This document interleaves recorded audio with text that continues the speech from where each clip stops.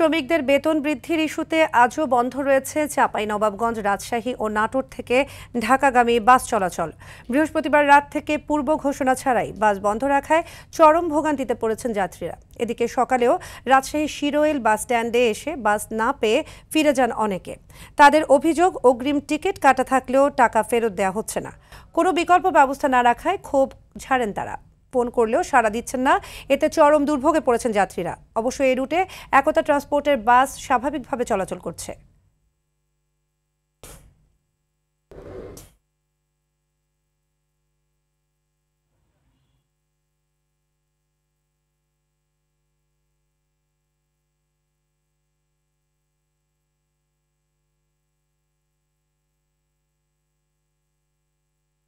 এ বিষয়ে আরো জানাতে রাজশাহী থেকে সরাসরি যুক্ত হচ্ছেন সহকর্মী মোস্তাফিজ রকি। রকি, চলমান পরিস্থিতি নিয়ে সর্বশেষ কি তথ্য আছে আপনার কাছে, আমাদের জানাবেন।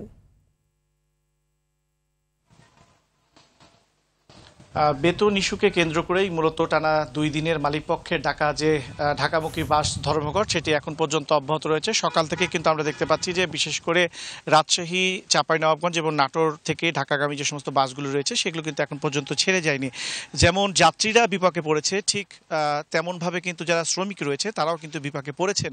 কারণ হুট করে মালিকপক্ষের যে সিদ্ধান্তে যেমন শ্রমিক স্তব্ধ হয়ে গেছে, কারণ তারা দিন আনে দিন খায়। পাশাপাশি যেহেতু পুজোর ছুটি বা সাপ্তাহিক ছুটি চলছে, অনেকে আজকে ঢাকা, চট্টগ্রাম বা কক্সবাজার যাওয়ার উদ্দেশ্যে যাওয়ার কথা ছিল, সেটি কিন্তু অনেকে যেতে পারেনি। এবং সার্বিক বিষয় নিয়ে এখন কথা বলার জন্য আমাদের সাথে রয়েছেন রাজশাহী জেলা মোটর শ্রমিক ইউনিয়নের ভারপ্রাপ্ত সাধারণ সম্পাদক রফিকুল ইসলাম। তার কাছে কথা বলার চেষ্টা করবো। একটু বলবেন যে এমন সিদ্ধান্ত কেন আসছে না যে টানা দ্বিতীয় দিনের মতো আসলে ধর্মঘট প্রত্যাহার হচ্ছে না, মানুষ দুর্ভোগে পড়ছে? আসলে সমস্যাটি কোনটা? আসলে সমস্যা সাধারণ মালিকরাই বাদিয়ে রেখেছে। আমরা সবসময় টার্মিনালে অবস্থান করছি গাড়ি চালানোর জন্যে। ফজর আজানের পরপরই আমরা সব চলে এসেছি কর্মস্থলে, যে কর্ম করব। মালিকরা গাড়ি চালালেই আমরা চালাতে প্রস্তুত হয়ে আছি।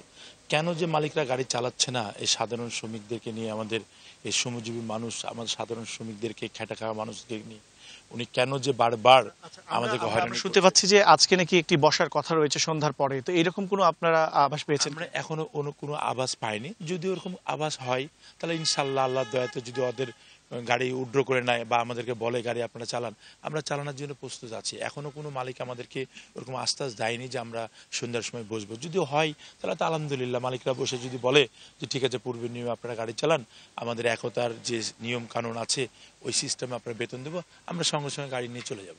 আমরা গাড়ি চালানোর জন্য প্রস্তুত হয়ে আছি। শুনছিলেন যে শ্রমিক নেতা কিন্তু আসলে বলছেন যে তারা গাড়ি চালানোর জন্য প্রস্তুত রয়েছে। তবে আমরা সকাল থেকে যে দৃশ্যটি বাস টার্মিনালে দেখছি যে যাত্রীরা আসছেন, তবে বিভিন্ন গন্তব্যে তাদেরকে যেতে হলে ভেঙে ভেঙে যেতে হচ্ছে এবং বাড়তি টাকাও দিতে হচ্ছে। অনেকে আমাদের কাছে অভিযোগ করেছে যে সমস্ত টিকিট বাসের কেটেছিলেন তারা কিন্তু সেই টিকিটের টাকা অনেকে ফেরত পায়নি এবং সেক্ষেত্রে পরিবহন সংশ্লিষ্ট যারা রয়েছেন তাদের সঙ্গে যোগাযোগ করারও চেষ্টা করছেন, সেভাবে আসলে তারা সাড়া পাচ্ছেন না। এবং কিছুক্ষণ আগে আমি রাজশাহী জেলা প্রশাসকের সঙ্গে একাধিকবার এই বিষয়টি নিয়ে কথা বলার চেষ্টা করেছি, তবে তিনি সম্ভবত ব্যস্ততার কারণে তার সাথে আমাদের যোগাযোগ করা এখন পর্যন্ত সম্ভব হয়নি। তবে এখন পর্যন্ত যদি কথা বলি, বিশেষ করে ঢাকা এবং ঢাকার সঙ্গে যে চলাচল, পুরো রাজশাহী কিন্তু এখন পর্যন্ত বাস চলাচল এক প্রকার বিচ্ছিন্ন রয়েছে। শুধুমাত্র একটি বাস চলাচল করছে, সেটি হচ্ছে একতা ট্রান্সপোর্ট। তবে সেটি দিয়ে আসলে পর্যাপ্ত না, সেটি আসলে বলছেন যাত্রীরা। তো এই ছিল আমার কাছে রাজশাহী বাস টার্মিনাল থেকে সর্বশেষ। ধন্যবাদ আপনাকে।